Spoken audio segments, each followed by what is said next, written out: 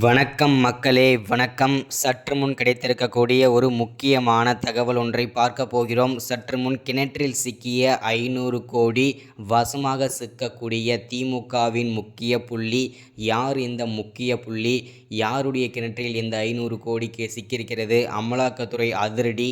இதை பற்றின முழுமையான தகவல் தான் எந்த ஒரு வீடியோவில் தெளிவாக துல்லியமாக பார்க்க போகிறோம். அதற்கு முன்பு நமது சேனலுக்கு நீங்கள் புதிய பார்வையாளராக இருப்பதற்கு வாய்ப்புகள் நிறையவே இருக்கிறது. ஸோ முடிஞ்ச அளவுக்கு எல்லாரும் மறக்காமல் நமது சேனலை அரசியல் நியூஸ் சேனலை சப்ஸ்கிரைப் பண்ணிவிடுங்க. சப்ஸ்கிரைப் பண்ண உடனேயே பக்கத்தில் ஒரு பெல் பட்டன் வரும், அதை கிளிக் பண்ணி ஆல் ஆப்ஷனில் போட்டு வச்சுக்கோங்க. தொடர்ந்து நம்ம வீடியோ போட்டோம்னா உங்களுக்கு நோட்டிஃபிகேஷன் வந்துடும். அதை பார்த்து நீங்கள் தெரிஞ்சுக்கலாம் இன்றைக்கி என்ன அரசியல் நியூஸ், இன்றைக்கி என்ன அரசியல் அப்டேட்ன்றதை தெளிவாகவும் துல்லியமாகவும் தெரிஞ்சுக்கலாம்.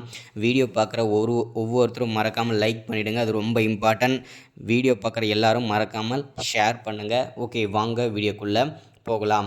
சற்று முன்பு கிடைத்திருக்கக்கூடிய ஒரு முக்கியமான அதிர்ச்சிகரமான பரபரப்பான ஒரு திமுகவின் பொறுத்த வரைக்கும் பார்த்தீங்கன்னாக்கா ஒரு சோகமான தகவல்னு கூட சொல்லலாம். ஏன் அப்படின்னு பார்த்தீங்கன்னாக்கா நடு இரவில் பார்த்தீங்கன்னாக்கா திமுகவின் முக்கிய புள்ளியின் வீட்டில் பார்த்தீங்கன்னா அமலாக்கத்துறை அதிரடியாக சோதனை நடத்தியிருந்தாங்க.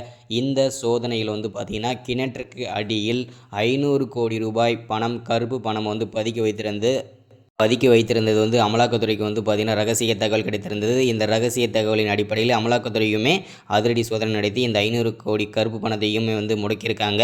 இதில் சிக்கிய முக்கிய புள்ளி யாருன்னு பார்த்தீங்கன்னாக்கா வேறு யாரும் இல்லைங்க, 2 வாரத்திற்கு முன்பு கைதாகி இருந்த முன்னாள் அமைச்சரான பொன்முடியின் கிணற்றின், அதாவது அவருடைய பண்ணை வீட்டின் கிணற்று பகுதியில் உள்ள ஒரு சாணி குட்டையில் தான் இந்த 500 கோடி ரூபாய், அதாவது பார்த்திங்கன்னா கிணற்று பக்கத்தில் ஓகேங்களா, அது 500 கோடி ரூபாய் கருப்பு பணம் சிக்கிறது.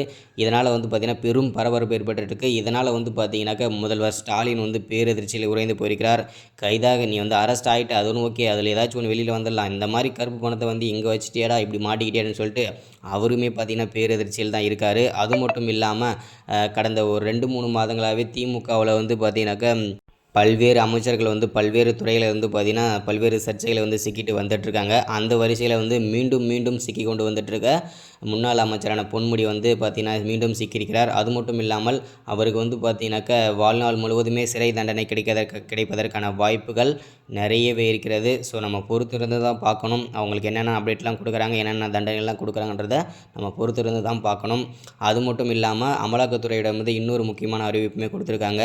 திமுகவில் இன்னும் பல அமைச்சர்கள், இன்னும் முக்கிய பொறுப்பில் இருக்கும் அமைச்சர்கள் எல்லாமே கைது செய்யப்படுவார்கள் அப்படின்றதையும் உறுதிப்படுத்தியிருக்காங்க. ஸோ அதையுமே அடுத்தடுத்த வீடியோவில் நம்ம தொடர்ச்சி அதோட அப்டேட்டுமே தொடர்ந்து பார்க்கலாம்.